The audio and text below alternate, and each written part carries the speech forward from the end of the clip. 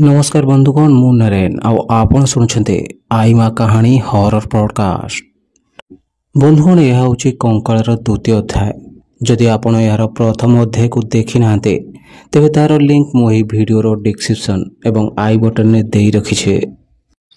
आज अध्याय को जीवा पूर्व जदि आपण आम चैनल को नुआ आसी आम चैनल को एपर्यंत सब्सक्राइब करना तेबे जल्दी से चैनल को सब्सक्राइब कर दियंतो।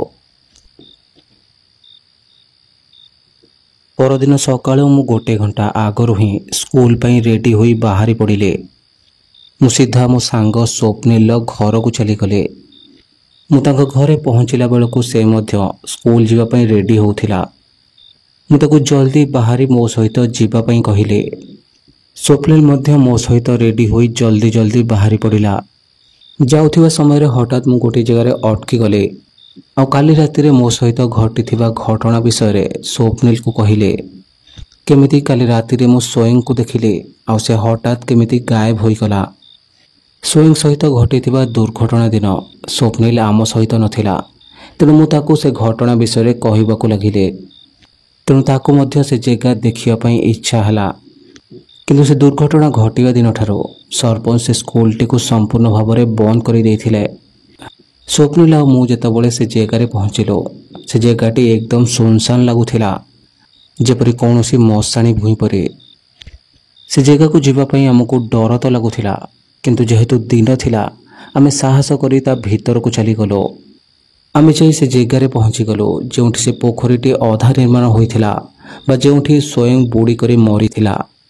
आमे जाई देखिलो कि से जगहटी को संपूर्ण भाव में पोती दिया जाइछे। स्वप्निल को कहबाकू लगिले कि किपरि आमे सेठारे खेलुथिलु आ किपरि स्वयं सहित से दुर्घटना घटिला। मु ताकू समस्त घटना विषय कहि चलीथिले। आ ठीक सेती बेले स्वप्निल मते अटकई कि कहिला, तू ताकू देखिलु? मु पचारिली काहाको? स्वप्निल कहिला से स्कूल पछपटे केही जणे आमको लुचिकी देखुछे। से स्कूल घर पछपटू आमको लुचिकी देखुछे। आ मु जेतबळे ता आड़को देखुछे से पुणी थरे से स्कूल पछपटे लुचि जाउछे। एमिति थरे नुहे 3 ରୁ 4 थर हेलानी। स्वप्निल ठारू एक कथा शुणी मु ताको स्कूल आड़को नहीं आसिले कारण मु आउ थरे कौनसी विपद को सम्मुखीन होबाकू चाहू नथिले। तापरे आमे सेठारू आमे पढ़ुथिबा स्कूल आड़को जीवाकू लागिलो। मु जीवा समय बारंबार बुलिकी पछ आड़को देखुथाए कारण मु जानिबाकू चाहूथिले कि सतरे किए सेठी अछि ना स्वप्निल एमिति मते डरेबा पई कहिला। सेदिन स्कूल सरीबा परे आमे सबु संग मिसिकी घर को फेरुथिलो। आमे फेरिबा समय खेलिबा विषय कथा हेउथिलो कारण स्वयं मृत्यु परे आमको काहाकू भी खेलिबा पई बाहर को छड़ा हो नथिला। आमर किछि सांग माने गाँर अलगा गोटे जगार खेलिबा पई जागा ठीक करिथिले। सेठारे पहुंचीबा परे आमर मने पड़िला जे आमर समस्त खेल सामग्री आम से स्कूल पछपटे थिबा कांथ परे लुचेई रखिछु। सेठाकू जीवा पई केही भी राजी हेलेनी किंतु केमिति स्वप्निल हठात राजी होई गला। हुए तो स्वप्निल को से जगह विषय जानिबा पई जिज्ञासा थिला। मु ताको कहिले आमर एबे से जगह को जीवा ठीक हेबनी। आमे कोनोसी अलगा समय रे कोनोसी बड़ लोकन को कहे आम जिनस तक बाहर को काढी नेबा। किंतु से मो कथा शुणिलानी और निज साइकेल नहीं से आड़ को जीवाकू लगिला। दौड़ी दौड़ी जाई ता साइकेल पछरे पछिगले। आमे सेठारे पहुँचीबा परे सेठाकर माहौल सेमिति शांत और भयानक थिला। से जगह पई मो मनरे आगरु भय थिला और से जगार सुनसान परिवेश को देखे मो मनरे थिबा भय आहुरी बढ़ीगला। आमे सेठी लागिथिबा छोट गेट को खोली ता भीतर को चली गलो। गेट खोली भीतर को जीवा परे मो चारि पाखो को नजर बुलाई देखुथिले। आमे धीरे धीरे चली चली से स्कूल पछपटे पहुँची गलो। से स्कूल पछपटे गोटे सिक्रेट जगार आम खेलर समस्त सामग्री रखा जाइथिला। जेमिति जेमिति आमे से स्कूल पछपट को जाउथिलो आमको सेमिति से स्कूल घर भितरो गोटे चर चर आवाज सुना जाउथिला जेमिति कोनोसी जिनस से घर भितरे घोषारी होई होई आम आड़को बढ़ुछे। आमे दुई जण किछि समय पई सेठी अटकी गलो। आ ठीक सेती बेले हठात मो नजर से पोता होइथिबा पोखरी आड़को चली गला। मु स्वप्निल को कहिले जल्दी बैट बॉल उठा आ जा लेठो कारण मते एठी किछि ठीक लागुने। मु आखपाखरे नजर रखिछे तू जल्दी पछपट को जा। से स्कूल घरटी गोटे पुराणा कालिया घर परी थिला। तले माटीर कांथ उपरे खपरार छाउनी होइथिला। से घर ऊपर को चढ़ीगला और से खपरा हटाई ता भीतर बैट को काढ़ा को चेष्टा कला। प्रथमे से घर भीतर को हाथ पुराई बॉल टी को बाहर करी मो आड़ को फोपाड़ी देला। आ तापरे बैट को काढ़ा पुनर्बार निज हाथ ता भीतर को पुराई देला। आ ठीक से ही समय से आसुथिबा आवाज मते बहुत जोरे सुनिबा को मिलिला। जेमिति से जिनस आगठु भी अधिक गति रे से कांथ आड़ को आसुछे। आ ठीक से स्वप्निल बहुत जोरे चिल्लेबा को लगिला। आ ताको बंचेबा को डाक छाड़िला। ता डाक शुणी मु बहुत डरी गले। से बॉल को सेठारे फोपाड़ी मु ता आड़ को जीवा लगिले। तार गोटे हाथ को धरी ताको टाणीबा को लगिले। यापर आम दुई जण आसी तले पड़ी गलो। यापर स्वप्निल डरी जाई मते कहिला चल जे सेठु पळेबा। ता भीतर केही जणे मो हाथ को माड़ी बसिथिला। मु ता हाथ को देखिले ता हाथ रे आंपुड़ीबार चिन्ह थिला। आमे दुई जण उठी छिड़ा हेलो और स्कूल आग आड़ को दौड़ीबा को लगिलो। आमे से गेट बाट दे बाहर को जीवा को ही बाहरी थिलो। ठीक से ही समय रे स्कूल कबाटी आपे आपे खोलीगला। से कबाट खोलिबा परे स्वप्निल जेमिति गोटे स्टाचू परी ता जागारे छिड़ा होईगला। मु गेट को पार हे आसी साइकेल पाखरे पहुंची जाइथिले। आ स्वप्निल को बारंबार गेट बाहर को आसीबा पई डाकुथिले। किंतु स्वप्निल निज जगारू इंचे मात्र हलु नथिला। एसबू देखि मु बहुत डरी गले।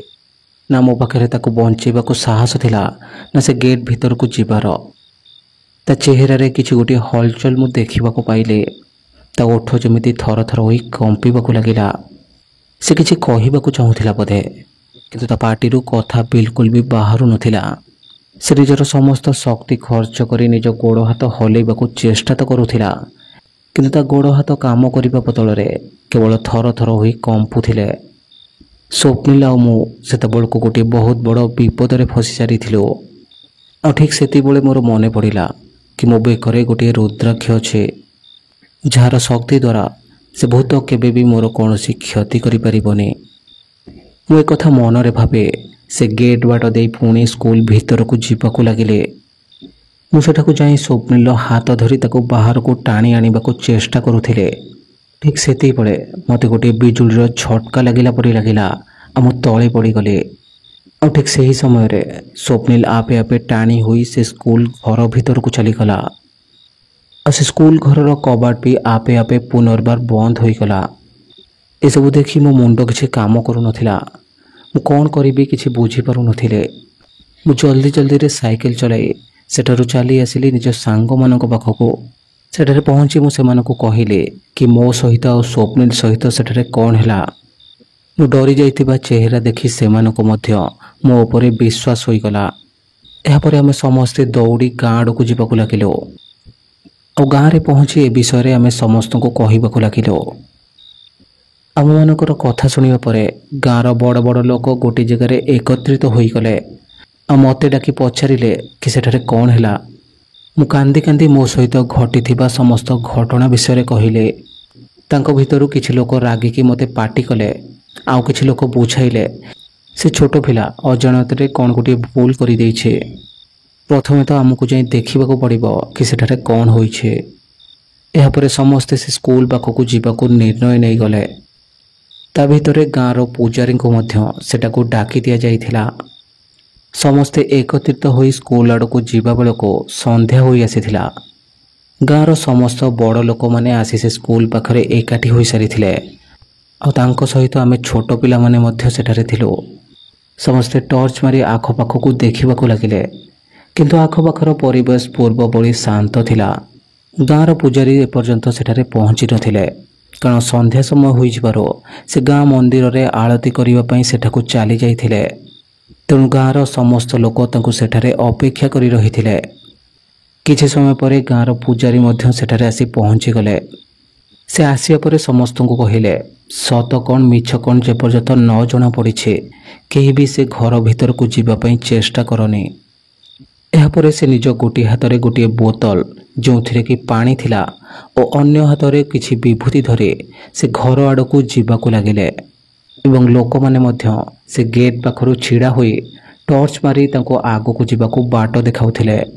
यार भितरे लोक माने देखिले कि पूजारी नना जेमिति जेमिति से घरर पाखको पाखको जाउछन्ते ସେମିତି ସେମିତି ସେ ବୋତଲରେ ଥିବା ପାଣିର ରଙ୍ଗ ମଧ୍ୟ ବଦଳିବାକୁ ଲାଗୁଛି। କିଛି ସେକେଣ୍ଡ ଭିତରେ ସେ ବୋତଲରେ ଥିବା ପାଣିର ରଙ୍ଗ ସମ୍ପୂର୍ଣ୍ଣ କଳା ହୋଇସାରିଥିଲା। ହଠାତ୍ ପୂଜାରୀ ନନା ଗୋଟିଏ ଜାଗାରେ ଅଟକି ଗଲେ ଓ ପଛକୁ ନ ଦେଖି କହିବାକୁ ଲାଗିଲେ, ଏ ଆତ୍ମା ବହୁତ ଶକ୍ତିଶାଳୀ ଅଟେ। ଏ ଗୋଟିଏ ପିଶାଚ ଅଟେ। ଏ ବହୁତ ଦିନରୁ ଶାନ୍ତ ହୋଇ ପଡ଼ିଥିଲା ଆଉ ଅଚାନକ ସେ ଏବେ ଜାଗି ଉଠିଛି। ଆଉ ଏମିତିଆ ପିଶାଚମାନେ ଆମ ଜୀବିତ ଥିବା ଲୋକମାନଙ୍କ ଆତ୍ମାକୁ ନିଜ କବଳିତ କରି ନିଜର ଶକ୍ତିକୁ ବୃଦ୍ଧି କରନ୍ତି। ଏହା କହିସାରିବା ପରେ ପୂଜାରୀ ନନା ନିଜ ହାତରେ ଧରିଥିବା ବୋତଲର ପାଣିକୁ ଅଜାଡ଼ି ଆଖପାଖରେ ଛିଞ୍ଚିବାକୁ ଲାଗିଲେ। ଏହାପରେ ସେ ନିଜ ସହିତ ଆଣିଥିବା ବିଭୂତିକୁ ନିଜ ମୁହଁ ଓ ଶରୀରରେ ଲଗାଇଦେଲେ। ଏହାପରେ ସେ ବହୁତ ଜୋରରେ ଚିଲ୍ଲାଇକି ସେ ଘରର କବାଟଟିକୁ ଖୋଲିଦେଲେ। ସେ ଘରର କବାଟ ଖୋଲିବା ପରେ ଆମେ ଦେଖିବାକୁ ପାଇଲୁ ଯେ ସ୍ୱପ୍ନିଲ ସେ ଘରର ଗୋଟିଏ କୋଣରେ ଆମ ଆଡ଼କୁ ପିଠି କରି ବସିছে। ପୂଜାରୀ ନନା ଯେମିତି ସେ ଘର ଭିତରକୁ ଯାଇଛନ୍ତି ତାଙ୍କୁ ତାଙ୍କ ଶରୀର ଜଳିଲା ପରି ଅନୁଭୂତ ହେଲା। ପୂଜାରୀ ନନା ନିଜ ଶରୀରରେ ହେଉଥିବା ଯନ୍ତ୍ରଣାକୁ ଖାତିର ନ କରି ସେ ସ୍ୱପ୍ନିଲ ପାଖରେ ପହଞ୍ଚିଲେ ଓ ସ୍ୱପ୍ନିଲକୁ ଟାଣି ବାହାରକୁ ନେଇ ଆସିଲେ। ଏସବୁ ଆମମାନଙ୍କୁ ଦେଖିବାକୁ ଯେତେ ସହଜ ଲାଗୁଥିଲା, ଏହା ତାଙ୍କ ପାଇଁ ଏତେ ସହଜ ନଥିଲା। ଯେତେବେଳେ ପୂଜାରୀ ନନା ତାକୁ ଟାଣିକରି ବାହାରକୁ ଆଣିଲେ, ବାହାରକୁ ଆସିବା ପରେ ସେ ନିଜେ ବି ତଳେ ପଡ଼ିଗଲେ। ଯେମିତି ତାଙ୍କର ସମସ୍ତ ଶକ୍ତି ଶେଷ ହୋଇଯାଇଥିଲା ଆଉ ତାଙ୍କ ଶରୀରରେ ବିଭିନ୍ନ ଜାଗାରେ ଜଳିବାର ଦାଗ ମଧ୍ୟ ହୋଇଯାଇଥିଲା। କିନ୍ତୁ ଏବେ ବି କାମ ଶେଷ ହୋଇନଥିଲା, କାରଣ ସ୍ୱପ୍ନିଲର ଶରୀରରେ ସେ ପିଶାଚ ଏବେ ମଧ୍ୟ ଥିଲା। ତା ଆଖିରେ ଡୋଳା ନଥିଲା ଆଉ ତା ପାଟିର ରଙ୍ଗ ଯେପରି କଳା ହୋଇଯାଇଥିଲା। ନିଜ ଜିଭ ବାହାରକୁ କାଢ଼ି ଆମ ଆଡ଼କୁ ଦେଖି ହସିବାକୁ ଲାଗିଥିଲା। କିନ୍ତୁ ପୂଜାରୀ ନନା ସେଠାରେ ଥିବା ଲୋକମାନଙ୍କୁ ସେ ଦୁଇ ଜଣଙ୍କୁ ଘରକୁ ନେଇଯିବା ପାଇଁ କହିଲେ। ଯେହେତୁ ପୂଜାରୀ ନନା ନିଜର ସମସ୍ତ ଶକ୍ତି ସେ ପିଶାଚ ବିରୁଦ୍ଧରେ ବ୍ୟବହାର କରିସାରିଥିଲେ, ତେଣୁ ସେଠାରୁ ଉଠି ଯିବା ପାଇଁ ତାଙ୍କ ଦେହରେ ବଳ ନଥିଲା। ଯେହେତୁ ସ୍ୱପ୍ନିଲ ଦେହରେ ମଧ୍ୟ ସେ ପିଶାଚ ପ୍ରବେଶ କରିଥିଲା, ତେଣୁ ସ୍ୱପ୍ନିଲ ମଧ୍ୟ ସେହିପରି ନିସ୍ତେଜ ଭାବରେ ସେଠାରେ ପଡ଼ି ରହିଥିଲା। ସେଠାରେ ଥିବା ଲୋକମାନେ ପୂଜାରୀ ନନା ଆଉ ସ୍ୱପ୍ନିଲକୁ ସ୍ୱପ୍ନିଲର ଘରକୁ ନେଇଗଲେ। ପୂଜାରୀ ନନାଙ୍କ କଥା ଅନୁସାରେ ପୂଜାରୀ ନନା ଆଉ ସ୍ୱପ୍ନିଲକୁ ନେଇ ଗୋଟିଏ ବନ୍ଦ ଘରେ ରଖି ଦିଆଗଲା। ଯେହେତୁ ସେତେବେଳେ ମୁଁ ଛୋଟ ପିଲା ଥିଲି, ତେଣୁ ମୋତେ ସେଠାରେ ରହିବାକୁ ମନା କରାଗଲା। ଆଉ ସ୍ୱପ୍ନିଲକୁ କେମିତି ସେ ପିଶାଚ କବଳରୁ ରକ୍ଷା କରାଗଲା ତାହା ମଧ୍ୟ ମୁଁ ଜାଣିପାରିଲିନି। କିନ୍ତୁ ଏହାର କିଛି ଦିନ ପରେ ମୁଁ ସେ ବିଷୟରେ ଜାଣିବାକୁ ପାଇଲି। ମୁଁ ନିଜ ଆଖିରେ ସେସବୁ ଦେଖି ତ ପାରିଲିନି, କିନ୍ତୁ କିଛି ଦିନ ପରେ ମୁଁ ଲୋକଙ୍କ ଠାରୁ ସେ ବିଷୟରେ ଶୁଣିବାକୁ ପାଇଲି କି କିପରି ପୂଜାରୀ ନନା ସେ ପିଶାଚ ଠାରୁ ସ୍ୱପ୍ନିଲକୁ ରକ୍ଷା କଲେ। ଲୋକମାନେ ସେ ଦୁଇ ଜଣଙ୍କୁ ସେ ଘରେ ବନ୍ଦ କରିଦେବା ପରେ ସମସ୍ତ ଲୋକମାନେ ସେଇ ଘର ଆଗରେ ହିଁ ଛିଡ଼ା ହୋଇ ରହିଥିଲେ। କାହାରିକୁ ବି ଜଣା ନଥିଲା କି ଆଗକୁ କ'ଣ ହେବ। ସ୍ୱପ୍ନିଲ ସବୁବେଳେ ମୋତେ ଛାଡ଼ିଦିଅ ବୋଲି ଚିତ୍କାର କରୁଥିଲା। ଆଉ ଧୀରେ ଧୀରେ ତା କଣ୍ଠସ୍ୱର ମଧ୍ୟ ବଦଳିବାକୁ ଲାଗିଥିଲା ଆଉ ତା ସହିତ ତା ଶରୀର ମଧ୍ୟ ବଦଳିବାକୁ ଲାଗିଥିଲା। ସେ ଦିନସାରା ସେମିତି ନିର୍ଜୀବ ଭଳି ପଡ଼ି ରହୁଥିଲା।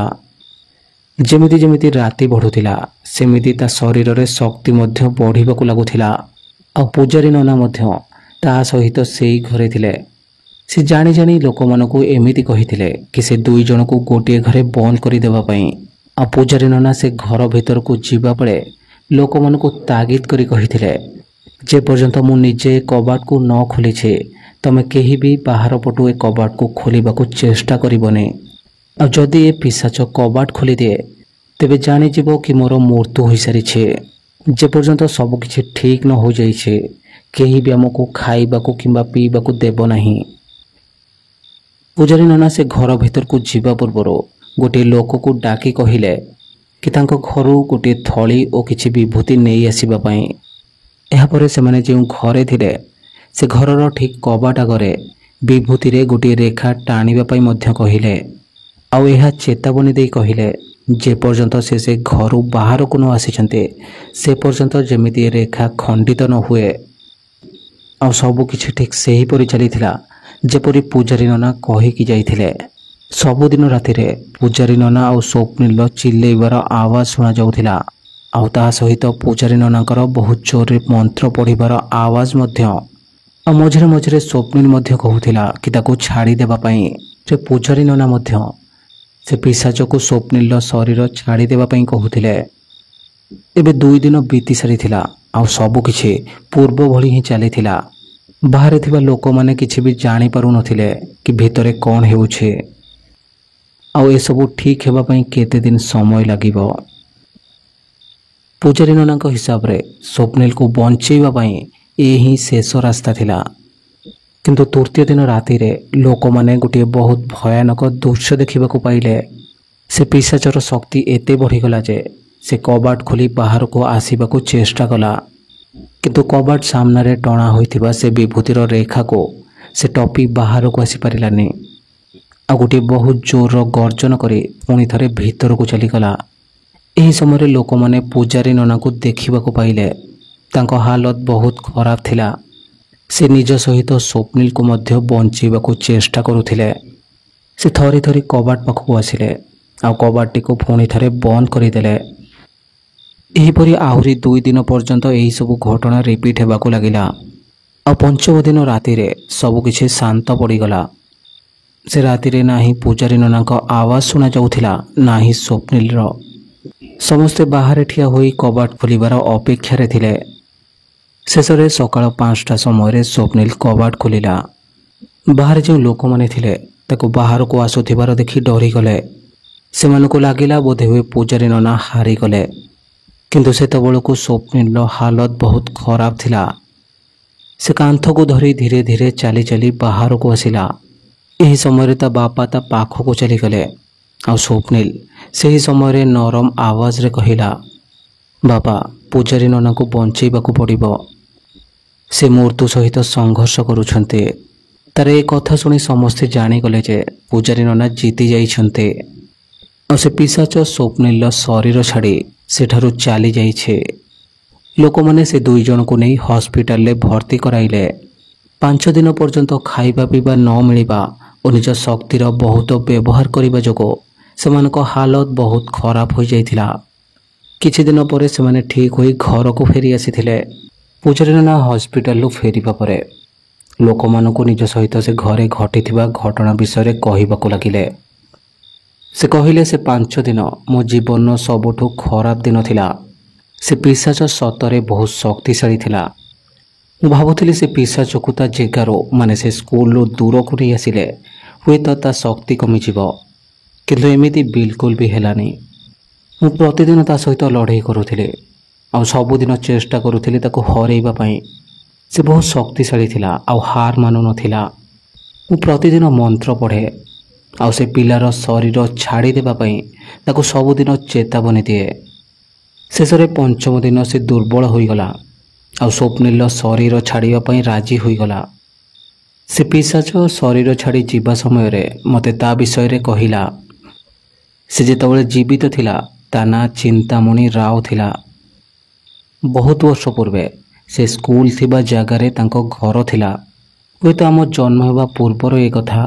ସେତେବେଳେ ଚିନ୍ତାମଣି ନିଜ ସ୍ତ୍ରୀ ଓ ଛୋଟ ପୁଅ ସହିତ ସେଠାରେ ରହୁଥିଲେ।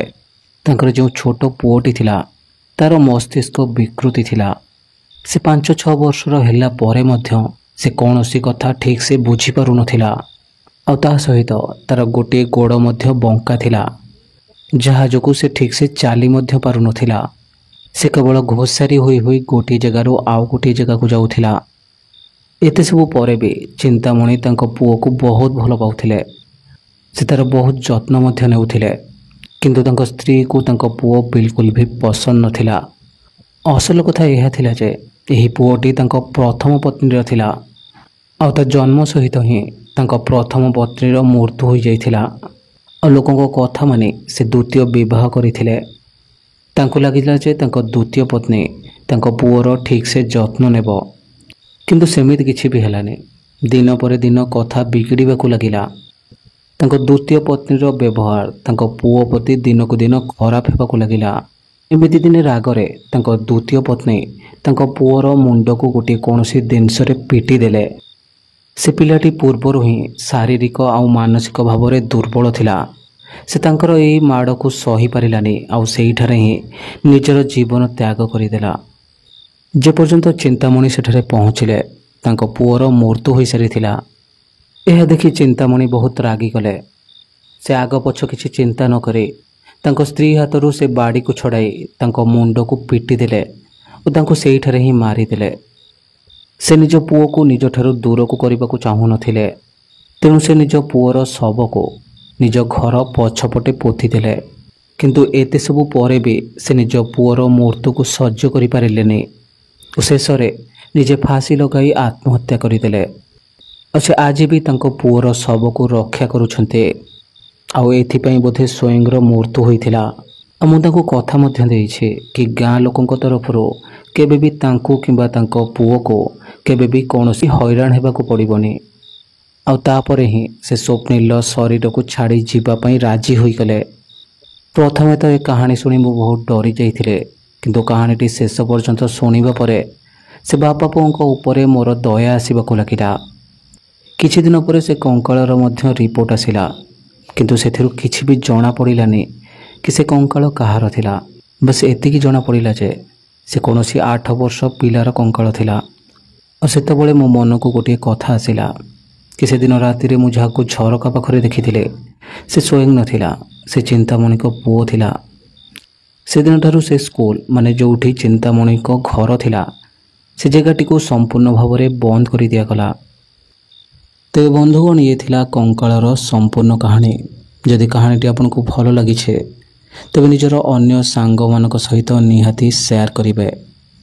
जदि आपण पाखे भी एमती किसी स्टोरी अच्छे जहाँकि आपण मो सहित शेयर करने को चाहते तेरे भिडर डिस्क्रिप्शन में मो इंस्टाग्राम आईडी आउ ईमेल आईडी मु दे रखी सेठाकु जाई आपण निजर स्टोरी मो सहित शेयर करें।